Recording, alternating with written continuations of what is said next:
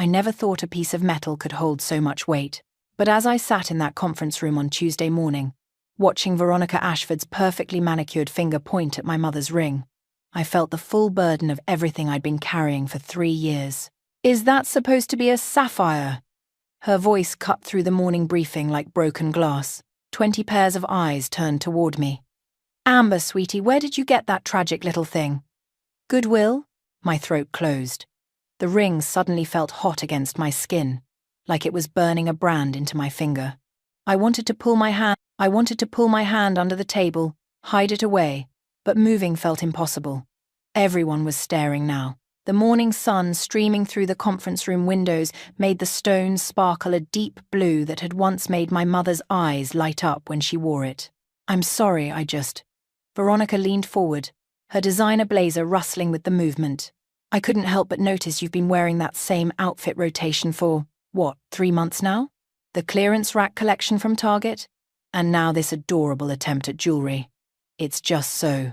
She paused, her lips curling into something that might have looked like a smile to someone who didn't know her. "Precious." Laughter rippled around the table.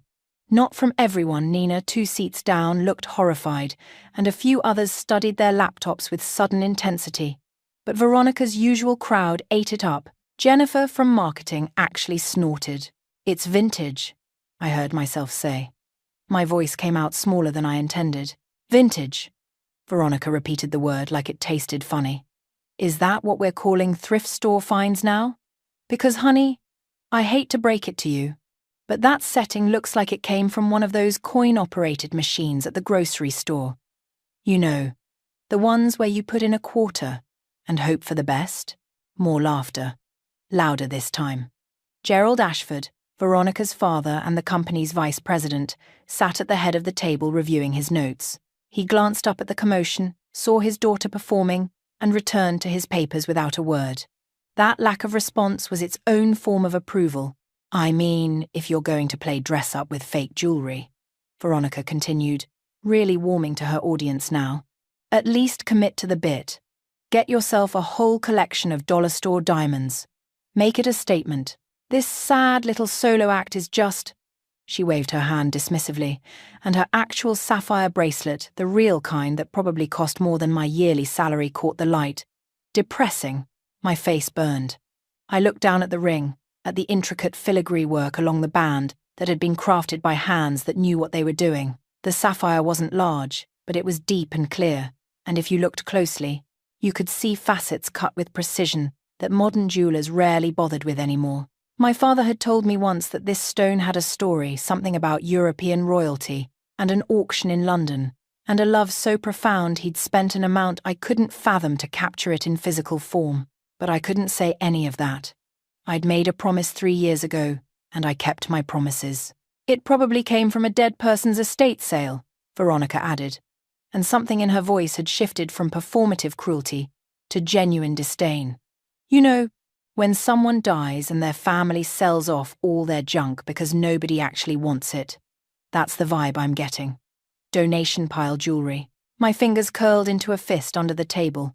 She was closer to the truth than she knew, and somehow that made it worse. This ring had belonged to someone who died my mother, who'd worn it every day until the car accident that took her from us, who'd touched it the way I did now, spinning it absently when she was thinking, pressing it against her lips when she was worried, letting it catch the light when she was happy. "Can we please get back to the quarterly projections?" Timothy, from finance, ventured carefully. He wasn't defending me. Nobody ever defended me, but at least he was trying to move on. Of course. Veronica sat back in her chair, satisfied. "I just wanted to make sure Amber knew that if she needed some fashion advice, I'd be happy to take her shopping somewhere appropriate. Somewhere that doesn't involve hoping the previous owner's bad luck doesn't come with the accessories." The meeting continued. Numbers flashed on the projector screen. People discussed market trends and client retention rates. I sat there feeling like my skin had been peeled off, like everyone could see straight through to all the parts of me I kept hidden. When Gerald finally dismissed us, I stood on shaking legs. The ring felt like it weighed 1,000 pounds. As I gathered my notepad and pen, Veronica swept past me, close enough that I could smell her expensive perfume. "Really though, Amber? she said quietly. Just for me. If you're going to work at a place like Preston and Associates, you need to at least look like you belong here. That charity shop aesthetic might work at some non-profit, but here, it's embarrassing. For you and honestly, for the rest of us who have to look at it. She walked away before I could respond. Not that I had a response ready. 3 years at this company, and I'd never found the right words to stop her. Nina appeared at my elbow as the conference room emptied.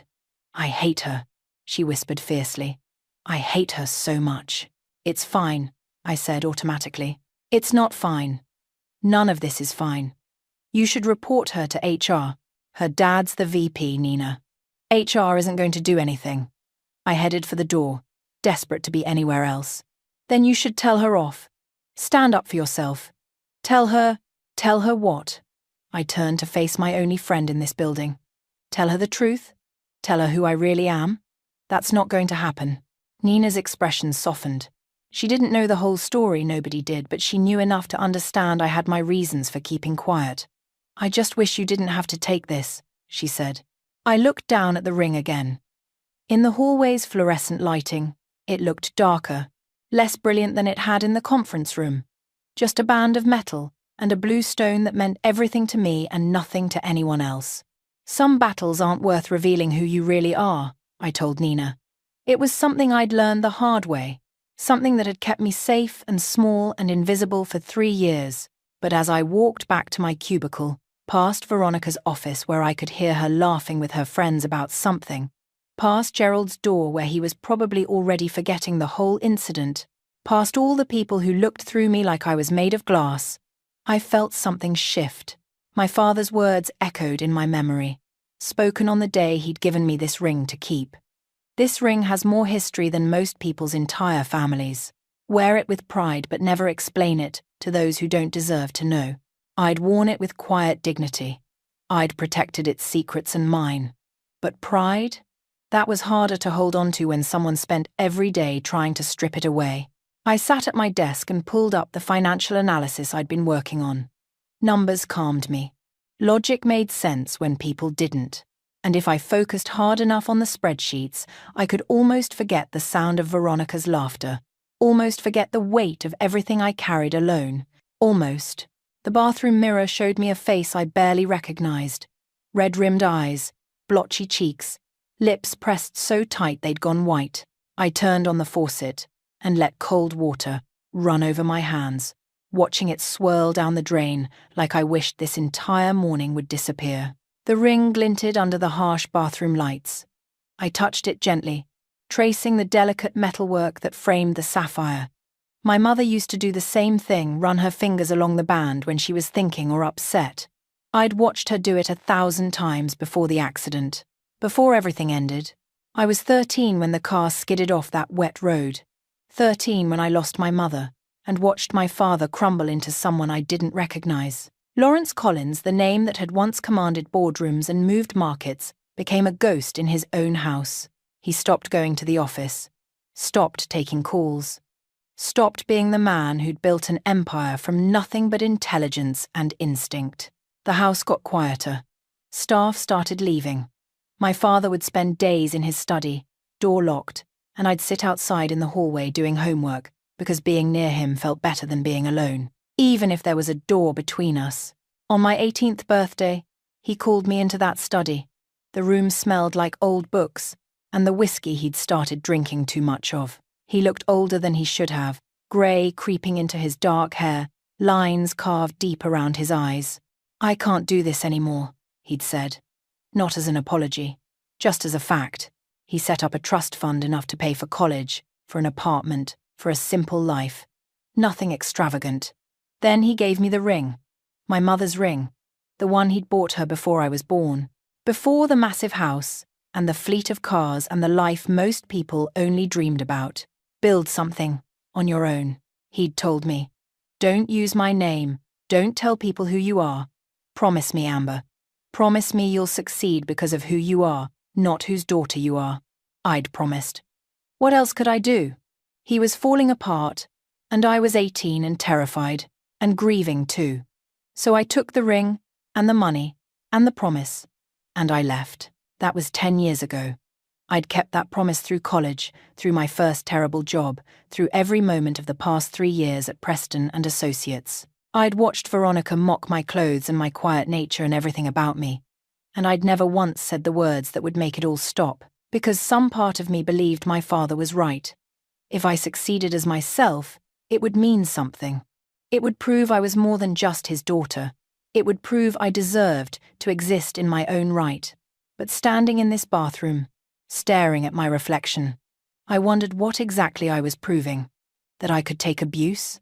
That I could shrink myself small enough to fit into spaces where I wasn't wanted? That I could protect a secret that was slowly suffocating me? The bathroom door swung open. I quickly wiped at my face, but it was just Nina. "I brought you coffee," she said softly, holding out a paper cup. "The good kind from the place down the street. Not the sludge from the break room." "You didn't have to do that." "I know." She leaned against the counter beside me. "But Veronica's still out there bragging about her performance in the meeting, and I figured you needed a minute." I took the coffee. It was still hot, steam rising from the small opening in the lid. "Thank you. She's getting worse, you know.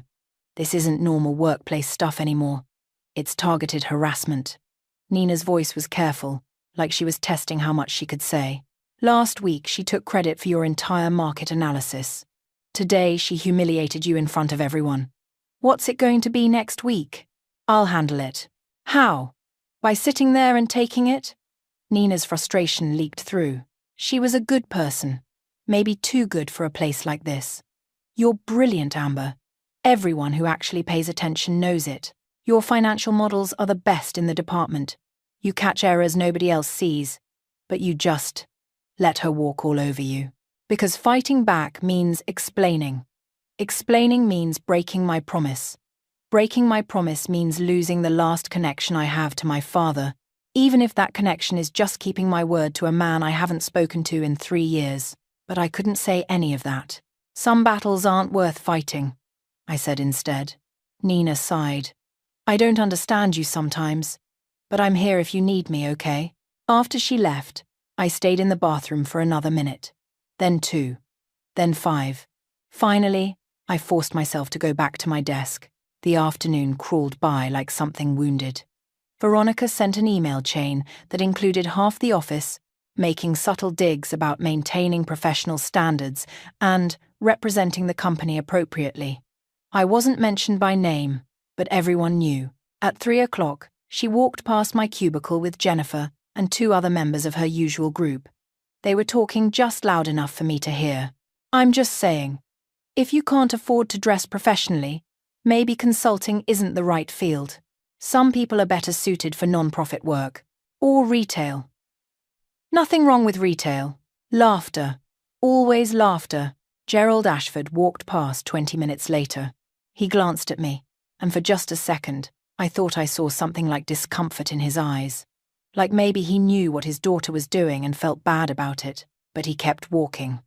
And that discomfort, if it had been there at all, wasn't enough to make him act. I stayed late that night, long after most people had gone home. The office was quieter then, easier to breathe in. I pulled up the financial projections for the Whitmore account, the huge potential contract everyone was whispering about. Preston and Associates wanted to land Theodore Whitmore as a client more than anything. His company was worth billions, and his endorsement could transform the firm's reputation. The numbers were wrong. Not drastically, but enough that someone like Whitmore would notice. Interest calculations off by 0.5 percentage point. Risk assessments that didn't account for recent market volatility. Small errors that would add up to big problems. I fixed them. Line by line, formula by formula. Not because anyone would thank me. Veronica would probably present this work tomorrow as her own. But because the work mattered to me, even when nothing else did. By the time I finished, it was past 9. The cleaning crew was working their way through the floor, emptying trash cans and vacuuming carpets. I saved the file, backed it up, and finally let myself leave. On the subway ride home, I twisted the ring around my finger. My mother's ring. My father's gift. My secret.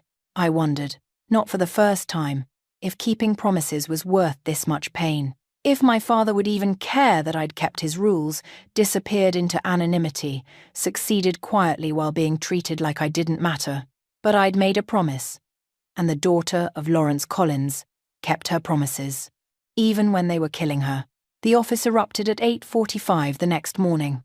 I'd barely set down my bag when Nina rushed over, her eyes wide with something between excitement and panic. "Whitmore's coming today.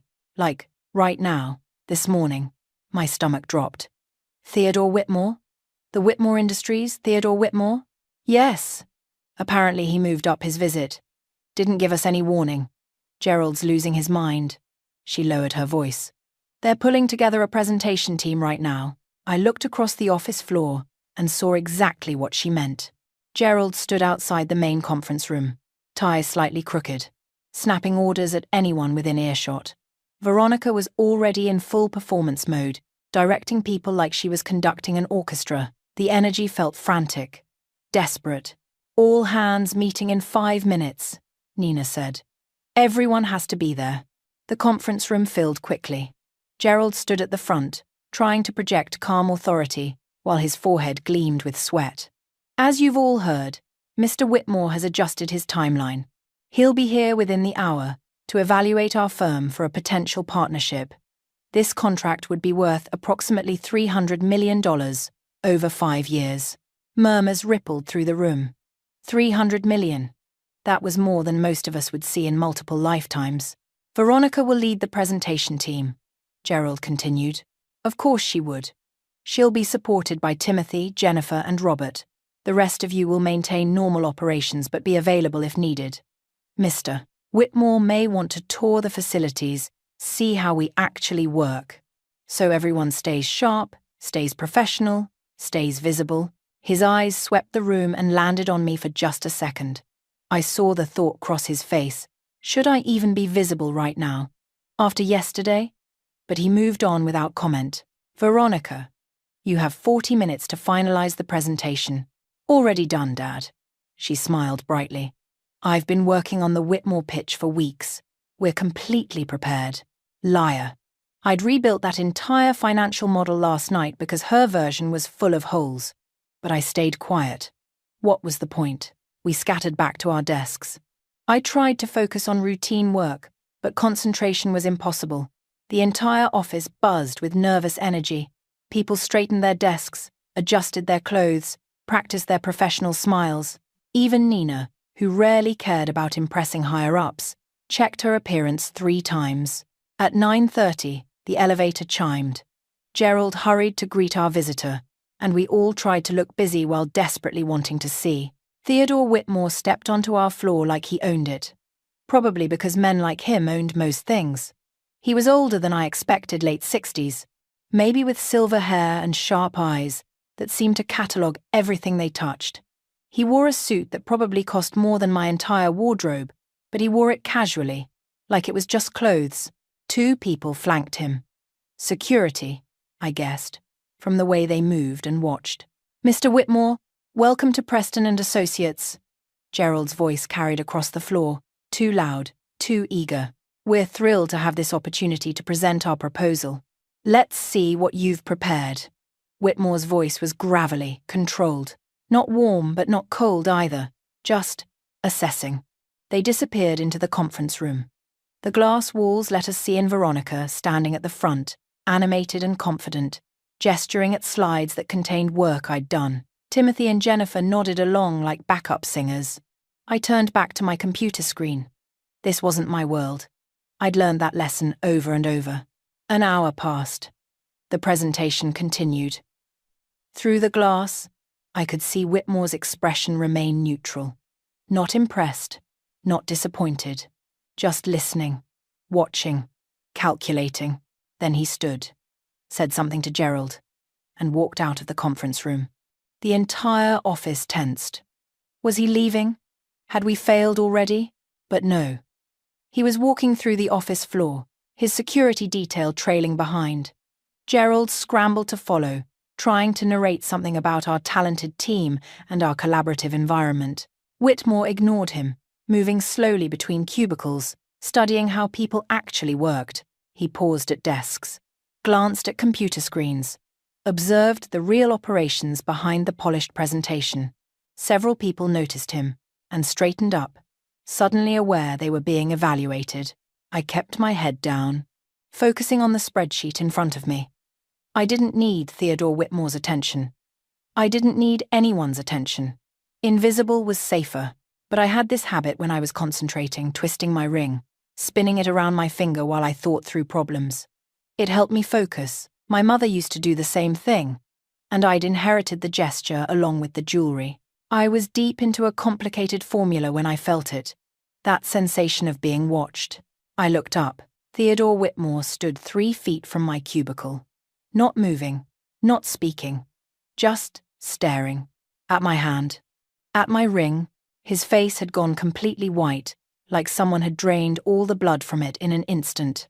His mouth opened slightly. One of his security people stepped closer, concerned by whatever they were seeing in their boss's expression. My heart started pounding. Why was he looking at me like that? Like he'd seen something impossible? That ring. His voice came out rough, strained. Where did you get that ring? The office noise seemed to fade away. I was aware of people turning, noticing, but they felt distant. All I could see was this powerful man staring at my mother's ring like it was a ghost. My throat felt tight. Years of privacy, instincts screamed at me to deflect, to lie, to protect the secret. It was my mother's. Your mother's.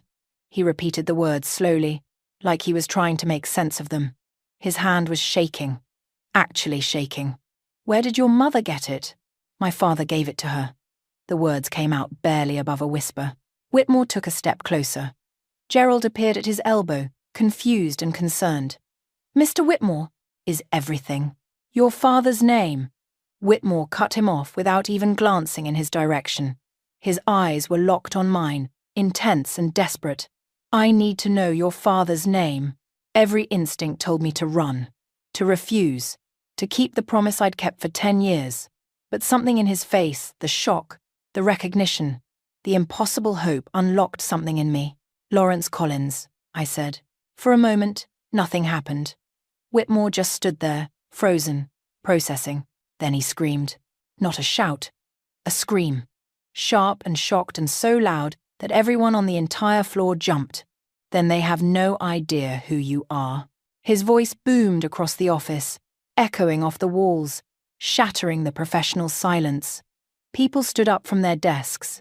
Heads popped out of offices. Even through the conference room glass, I could see Veronica's face turn toward the sound. And Theodore Whitmore stood there, staring at me like I'd just rewritten everything he thought he knew about the world. The silence that followed felt like the office itself was holding its breath. Then everything exploded into motion at once. Gerald rushed over, his face cycling through confusion and concern, and something close to fear. Mr. Whitmore, I don't understand what— Lawrence Collins is your father? Whitmore's voice shook as he spoke, still staring at me like I might vanish if he blinked. The Lawrence Collins? I couldn't speak. My throat had closed completely. All I could do was nod. Veronica appeared then, pushing through the small crowd that was forming. What's going on? Dad, what's happening? But Whitmore didn't acknowledge her. He was already talking, the words pouring out fast and urgent. Lawrence Collins was the greatest venture capitalist of his generation, maybe of any generation. He built Whitmore Industries from nothing. I had an idea, and $12,000. Lawrence saw something in it, invested everything he had, and turned my small operation into a billion-dollar company. People were gathering now. The entire office was watching. Nina stood by her desk, hands pressed to her mouth. Timothy and Jennifer had emerged from the conference room, and I sat there, trapped in my cubicle, feeling my carefully constructed walls crumbling.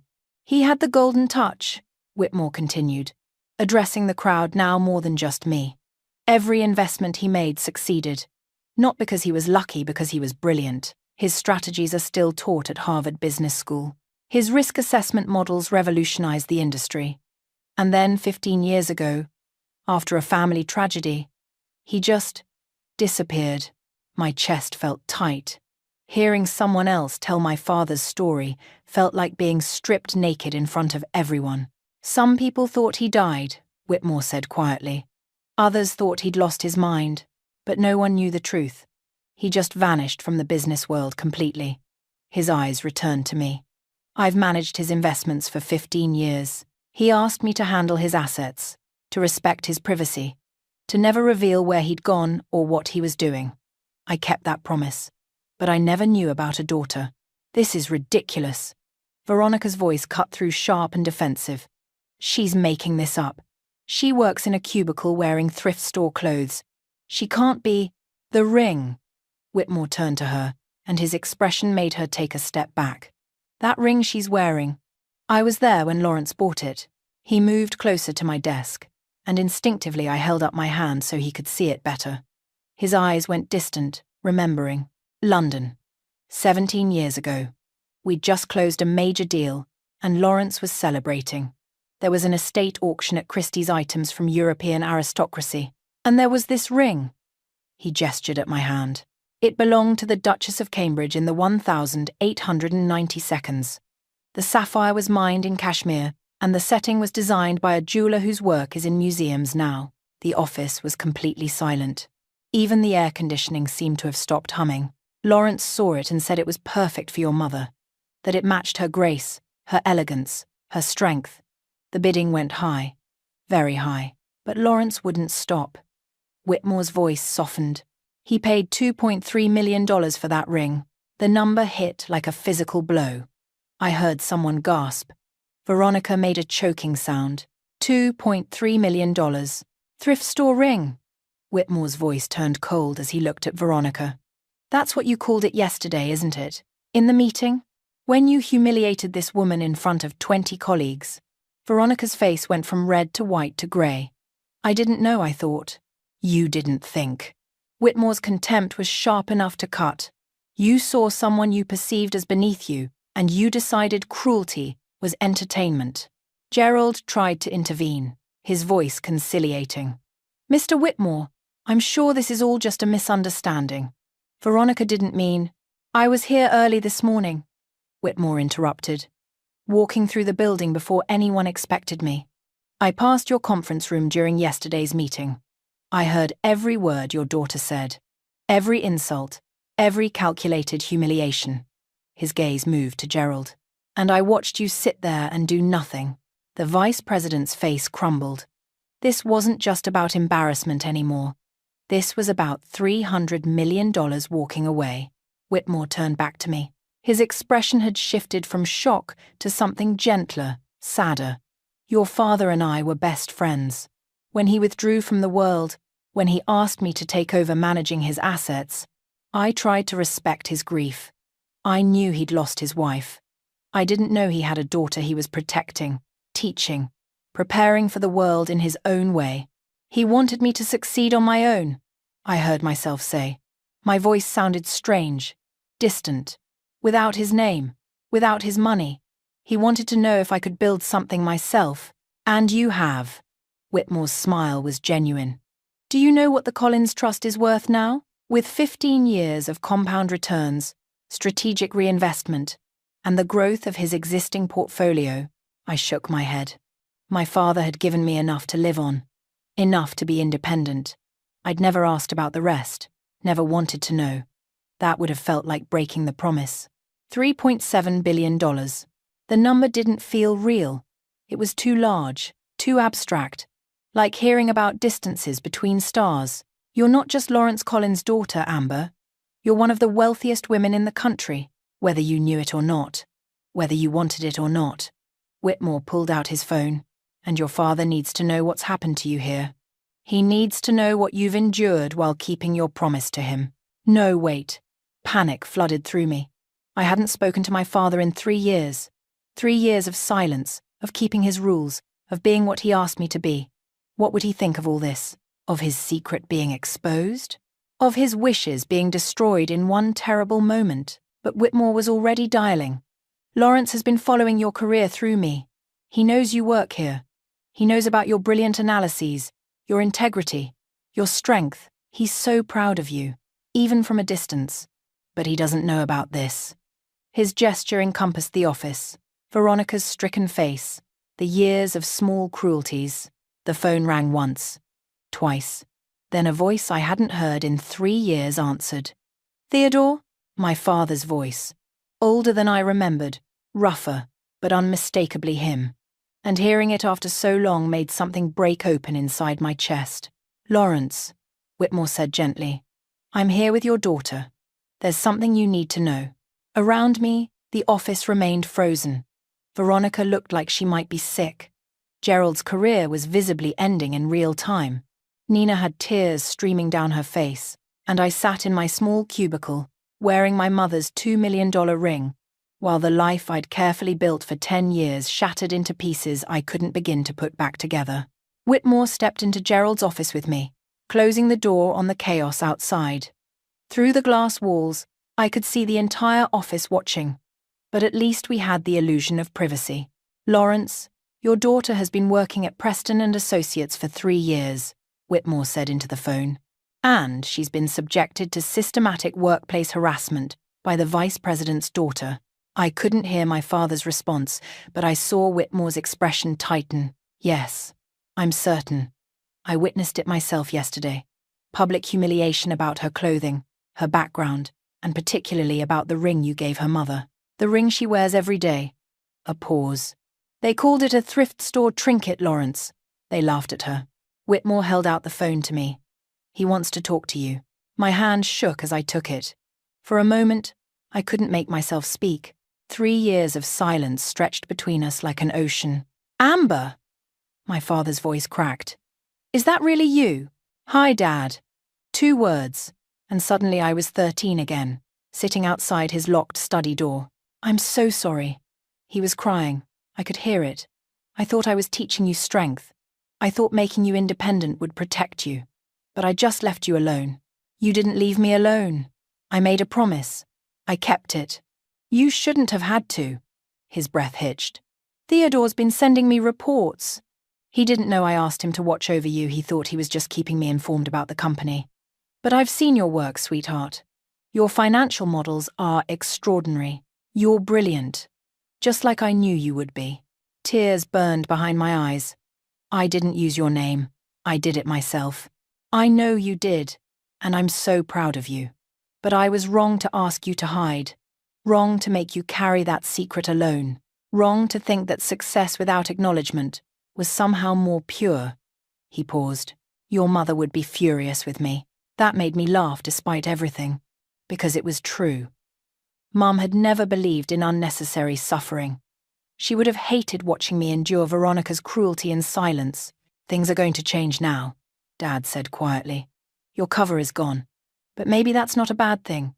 Maybe it's time for both of us to stop hiding. We talked for 10 more minutes. About the years apart.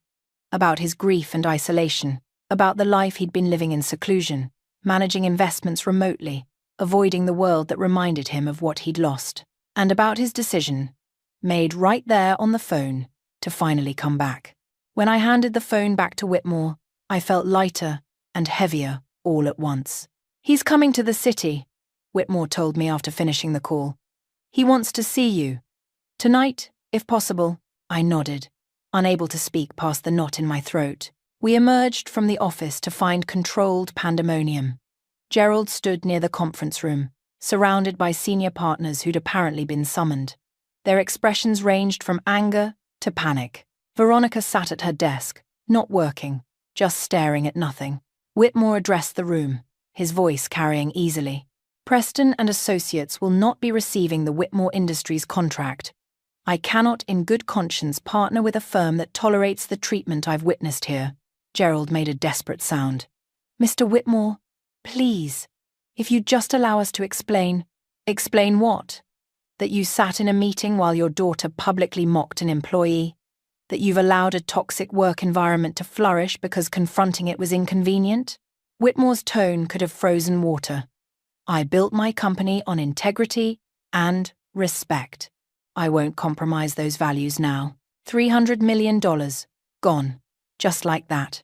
One of the senior partners stepped forward. Mr. Ashford, my office. Now. Gerald followed like a man walking to his execution. Whitmore turned to Veronica. She looked up, her eyes red-rimmed. For a moment, I almost felt sorry for her. Almost. You should know, Whitmore said quietly, that this story will spread. The business community is small. What happened here today, how you treated Lawrence Collins' daughter, how you mocked a ring worth more than you'll earn in a decade, people will hear about it. Your reputation is damaged beyond what your father's position can repair. Veronica opened her mouth, then closed it. What could she possibly say?